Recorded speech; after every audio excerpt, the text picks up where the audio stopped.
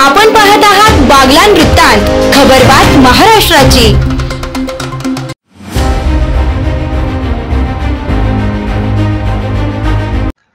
ग्रामपंचायतीच्या मालकीची बक्कळ जागा बेघर म्हणून नावे करून देण्याच्या मोबदल्यात बक्षीस म्हणून 5,000ची लाच मागत तडजोडीअंती 3,000 रुपये मागणी करून ती स्वीकारताना निफाड तालुक्यातील जळगाव ग्रामपंचायतीचे ग्रामविकास अधिकारी किरण दौलत काकीपुरे यांना लाच स्वीकारताना लाचलुचपत प्रतिबंधक विभागाने रंगेहात पकडल्याची घटना निफाड तालुक्यात घडली आहे।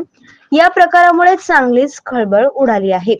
याबाबतची सविस्तर माहिती अशी की जळगाव ग्रामपंचायतचे ग्रामविकास अधिकारी किरण काकीपुरे यांनी तक्रारदारांकडून वडिलांच्या मालकीचे जळगाव ग्रामपंचायत हद्दीतील घरालगत असलेली जळगाव ग्रामपंचायतची बक्कळ जागा तक्रारदार यांचे बेघर म्हणून नावे करून देण्याच्या मोबदल्यात बक्षीस म्हणून 5,000 रुपयाची मागणी केली होती। मात्र तडजोडीअंती 3,000 रुपये देण्याचे ठरले। मात्र तक्रारदार यांनी लाचलुचपत विभागाला ही माहिती दिल्याने त्यांनी सापळा लावला होता। परिणामी जागा नावावर करून देण्याच्या उद्देशाने 3,000ची लाच स्वीकारताना जळगाव ग्रामपंचायतीचे ग्रामसेवक काकीपुरे यांना रंगेहात पकडले गेल्यावर ताब्यात घेण्यात आले असून निफाड पोलीस स्टेशन येथे भ्रष्टाचार प्रतिबंध अधिनियम 1988 चे कलम 7 अन्वये गुन्हा दाखल करण्यात आला आहे। बागलाण वृत्तांतसाठी संपादक देविदास बैरागी।